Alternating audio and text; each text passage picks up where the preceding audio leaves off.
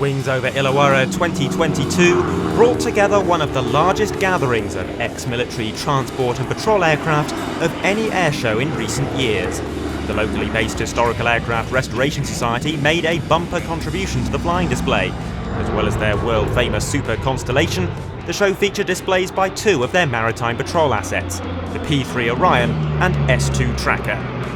The modern-day RAAF showed off their state-of-the-art F-35A, while their official aerobatic team, the Roulettes, performed in photogenic skies.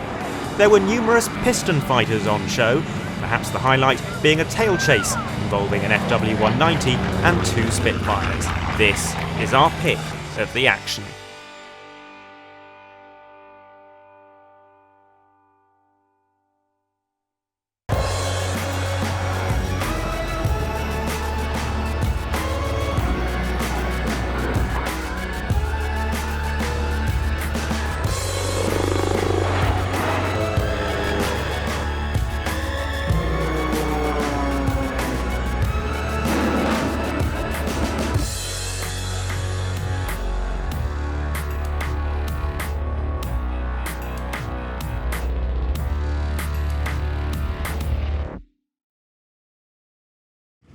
Hello and welcome to another episode of Airshow Dispatches for our final show of the year.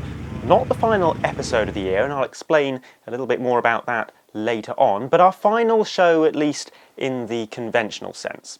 That show is Wings Over Illawarra, and as you can see, I couldn't be there, but Nigel Woolley has been recording all of the action for us. Those of you who have watched some of our Australia episodes in the past will know there is quite a lot of repetition between shows, at least shows on the east coast of Australia. So we're not going to focus too much on acts from the Paul Bennett Airshow's hangar or from 100 Squadron RAAF because we've seen them all before fairly recently. However, there was plenty that we haven't seen very much of in the last few years. That's what we'll be focusing on, and I hope you enjoy it. We start with the Historical Aircraft Restoration Society's Super Constellation.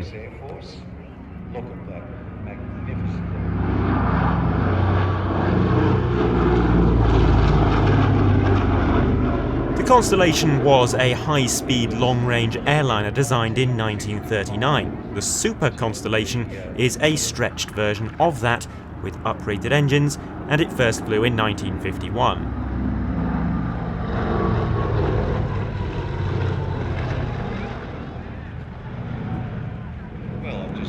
The aircraft wears a paint scheme inspired by Qantas, which operated 16 Super Constellations, but it's actually an ex-military airframe that served with the US Air Force from 1955 until 1977.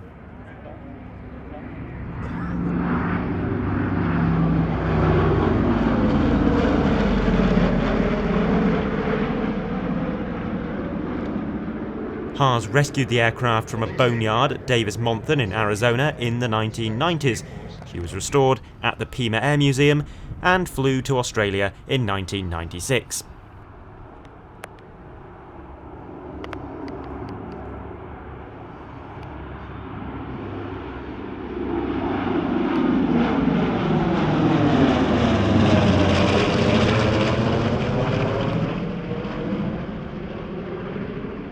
Following the retirement of Breitling's Switzerland-based Super Constellation, this is now the only such example still airworthy.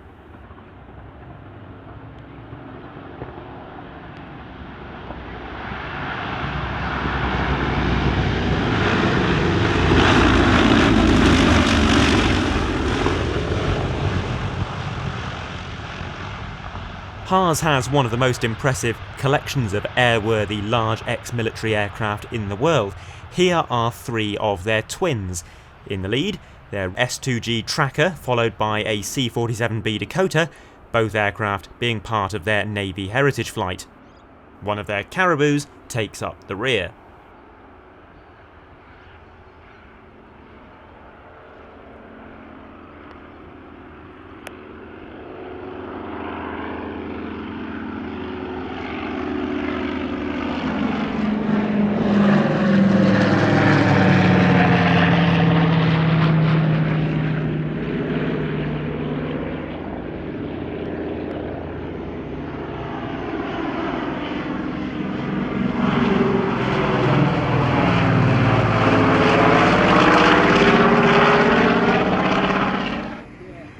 The Caribou was the last piston-engined aircraft to be used operationally by the RAAF, and it had an exceptionally long service career, replacing the Dakota in the 1960s and only being retired in 2009. HARS has 2 Caribous which fly as memorials to Australian personnel that fought in the Vietnam War. It was the primary aircraft type operated by the RAAF Transport Flight Vietnam.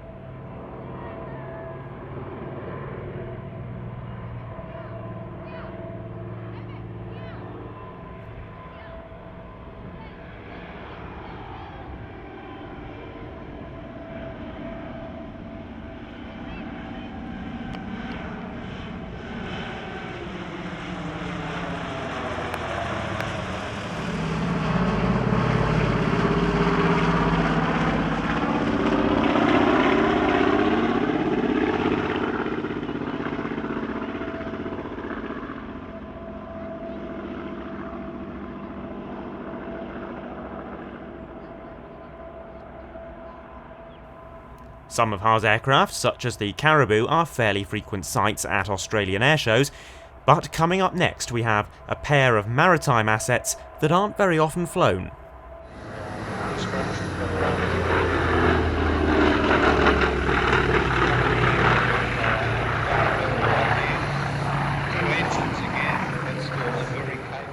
This is the S2G Tracker, a carrier-based anti-submarine warfare aircraft developed for the US Navy in the early 1950s.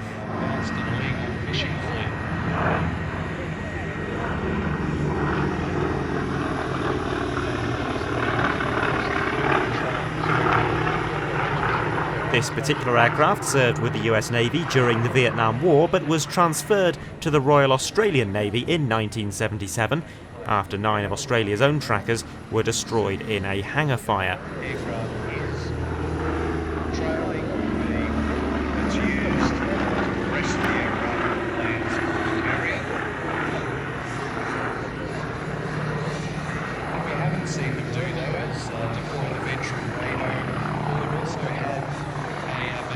Up next, HARS AP-3C Orion.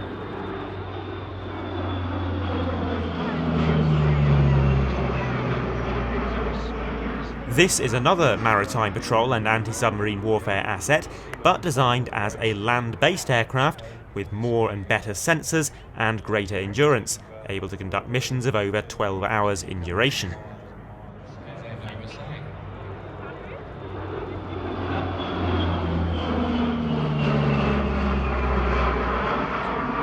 This particular aircraft joined the RAAF in 1978 and has participated in operations including the search for MH370 and numerous deployments to Iraq and Afghanistan.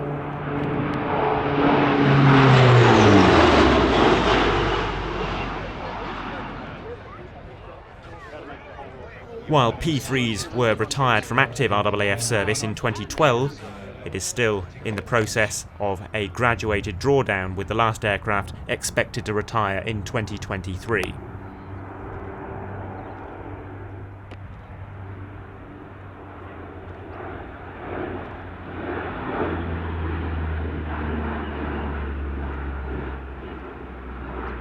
A look there at the internal bomb bay, which can carry Mark 46 and Mark 50 torpedoes. The aircraft can also carry air-to-ground missiles, rockets and bombs on 10 external hardpoints, as well as dropping both active and passive sonobuoys from chutes on the underside of the fuselage.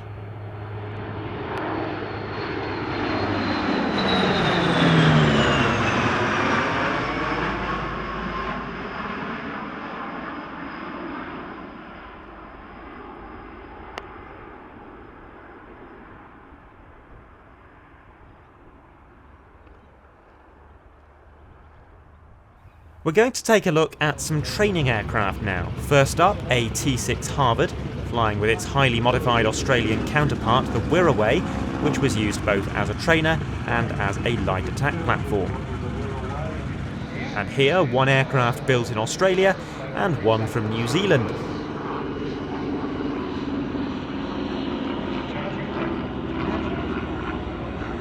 the lead, a Pacific Aircraft Corporation CT-4, an elementary training aircraft used primarily by the air forces of New Zealand, Australia and Thailand. It's followed by a Commonwealth Aircraft Corporation Wingeel, a 3-seat training aircraft used solely by the RAAF, later modified into a forward air control platform.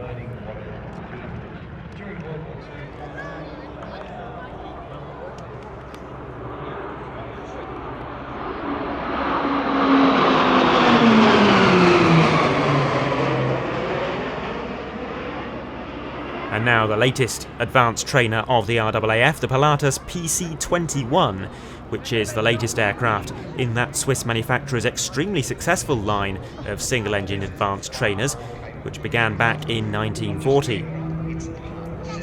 PC-21 is demonstrated here by the Roulettes, pulling up in eagle formation, then collapsing into delta.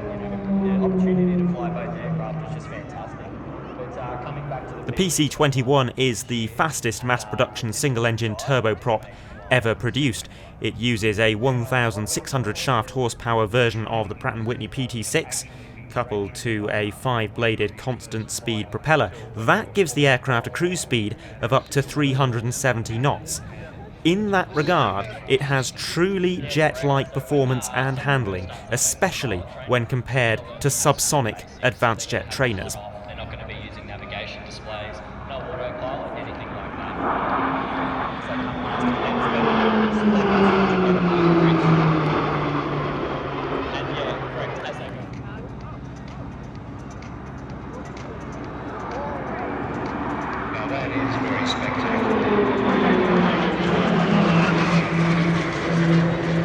Roulettes 5 and 6 make up the synchro pair,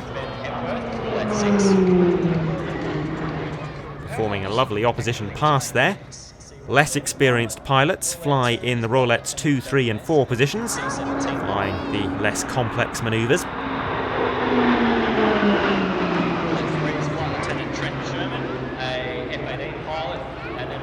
Now the synchro pair run in from the right for a mirror pass.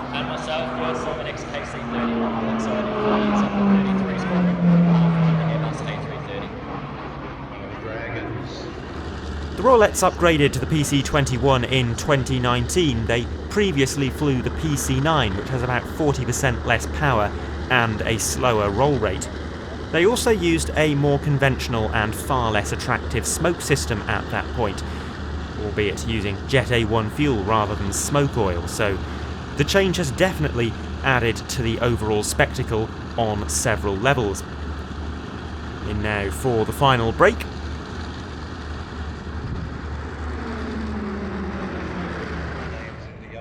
And now we have one more training aircraft of a sort.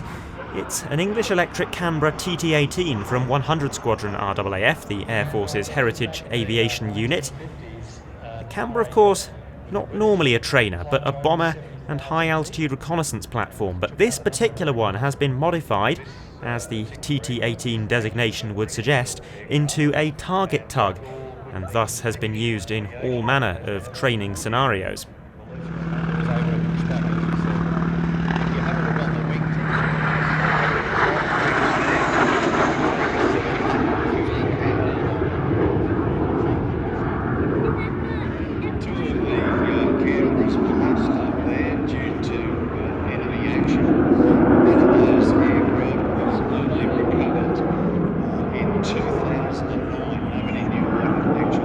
As with almost any airshow in the region, there was strong participation from the Paul Bennett Airshow's collection. Here he is in his Wolf Pitts Pro. He also performed as part of the Sky Aces aerobatic team. We've covered them many times before and thus won't be looking at them today. You can see more of them at the Hunter Valley Airshow 2021 in Series 4, Episode 1 if you are so inclined.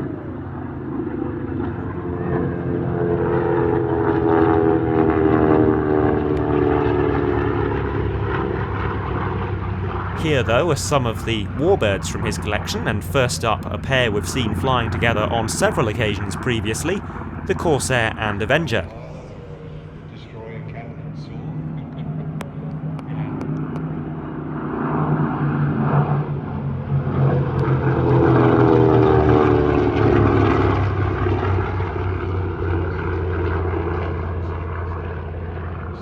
looks like we've seen the Avenger quite a bit without ever actually talking much about it. It is in fact a rather fitting addition to this lineup, given the focus of this event on naval and anti-submarine assets, because the Avenger was designed as a carrier-capable torpedo bomber for the US Navy.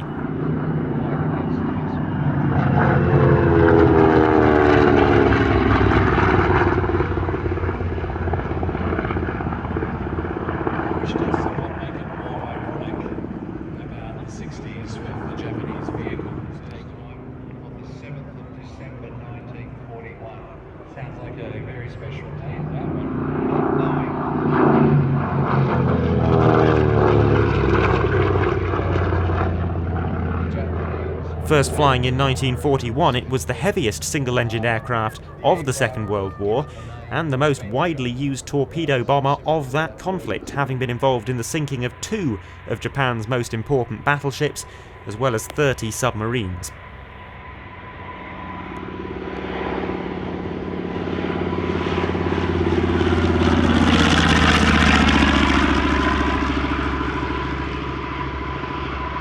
They were also used in Canada, the UK and New Zealand, among others, and with the latter country they performed pioneering trials into crop dusting. They've also been used as fire bombers in civilian hands.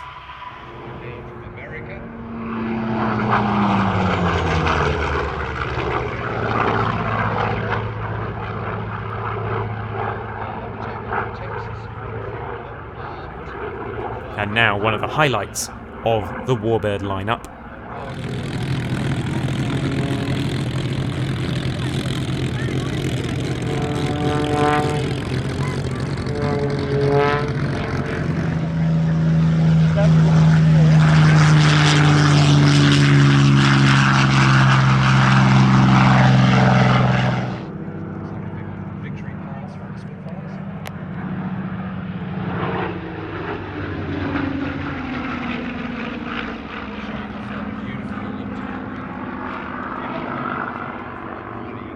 .100 Squadron Spitfire Mark 8 Grey Nurse leads this pair's formation, following along the recently restored MH603. The work done on that aircraft by Vintage Fighter Restorations, an arm of Pays Air Service, and the aircraft's post-restoration flight came in December of 2021. Here is MH603 performing a fantastic solo display.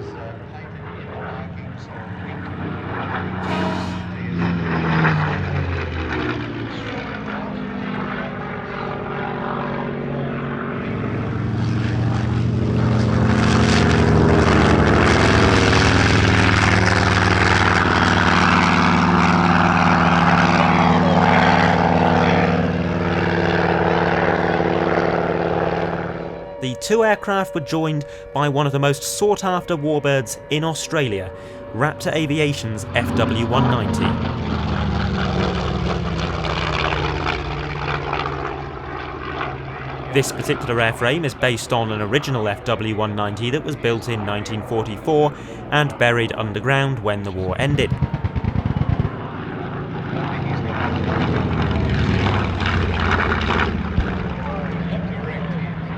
The aircraft was rebuilt in the USA between 2001 and 2011, containing many parts from Flugwork, although whether or not you consider this to be a Flugwork new build is probably open for some debate.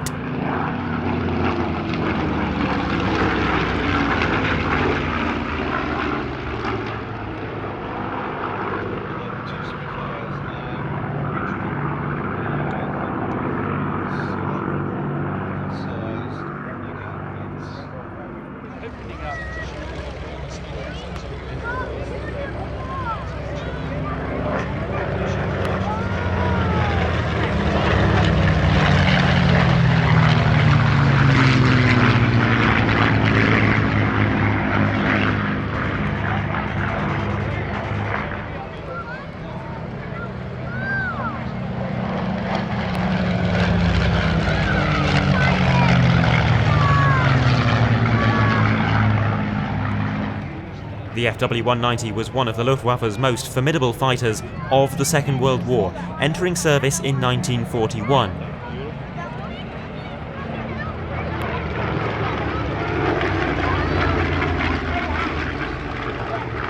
In a tail chase situation such as this, it would likely have been able to accelerate and outclimb the two Spitfires. The best hope the Allied pilots would have been to force the FW-190 into a tight, turning dogfight, as the Spitfire did apparently possess better turn performance.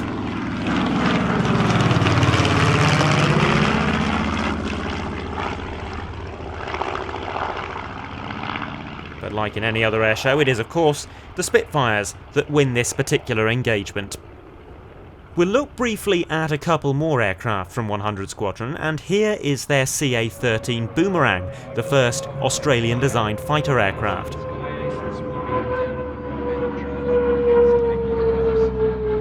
We've talked before on this programme about the various deficiencies of the Boomerang, and yes, this was not a particularly good fighter.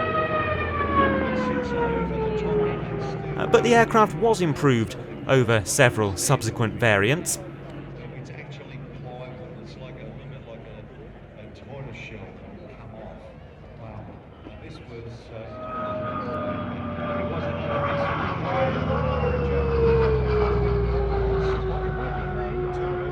It's perhaps a shame, therefore, that the Commonwealth Aircraft Corporation was never able to use this expertise to develop further aircraft later on. The Boomerang was the first and the last Australian-designed fighter to make it beyond the prototype stage.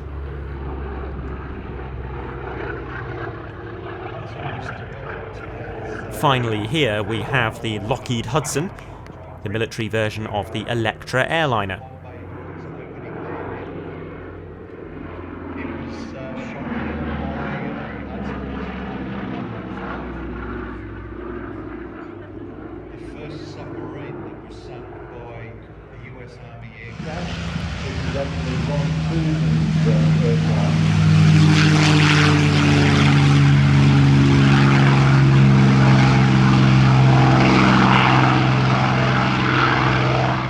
Airshows in Australia commonly conclude with a Warbird Balbo, a single formation bringing together many of the historic types that took part in the event.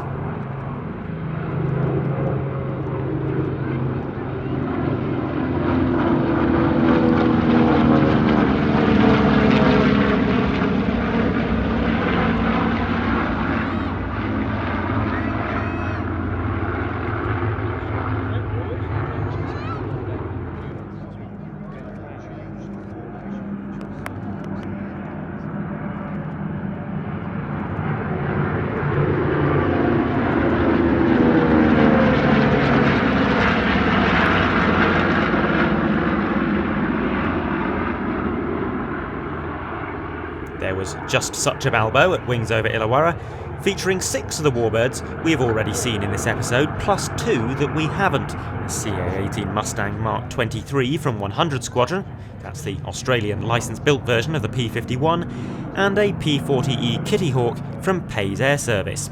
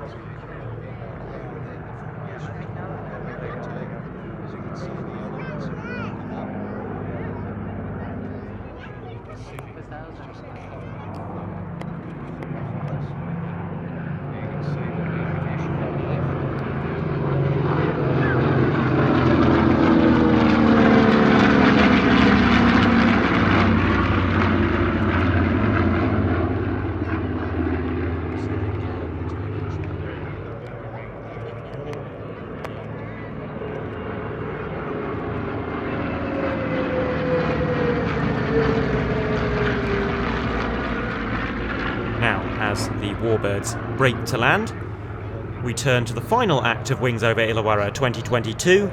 It's the F-35.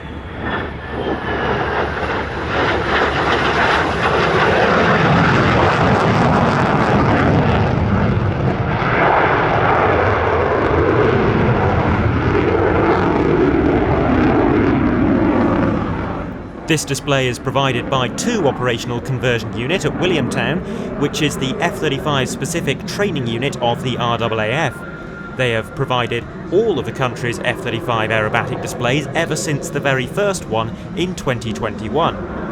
However, on this occasion the aircraft itself comes from 77 Squadron, another Williamtown-based F-35 unit. They previously flew the classic Hornet, but swapped to the F-35 in December 2020.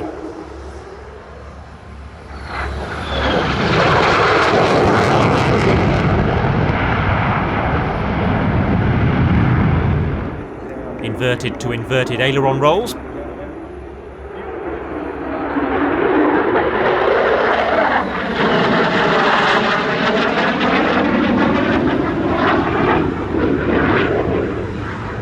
The aircraft has produced roll rates in excess of 200 degrees per second, which is reasonable but certainly not outstandingly good.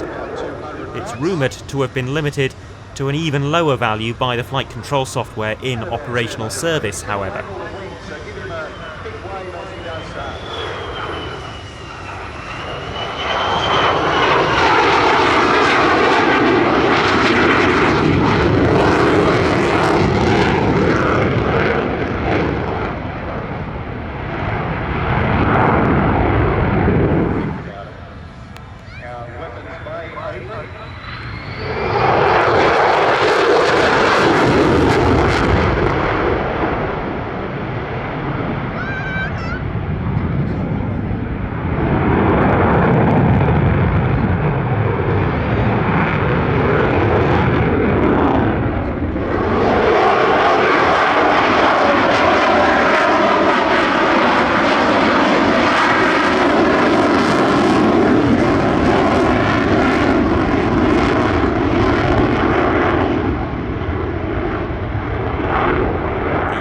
Has ordered 72 F-35s, most of which have now been delivered, making them Australia's primary fighter aircraft.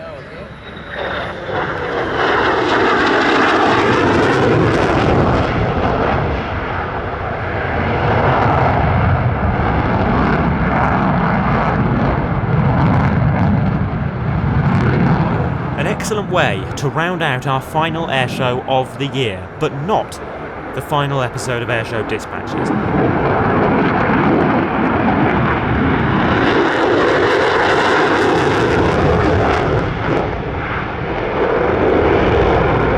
We'll be back in just a few days with a special bonus film featuring all of the unseen action from 4 events that didn't get their own individual episode. So, I'll see you again very soon, but until then, it's goodbye for now.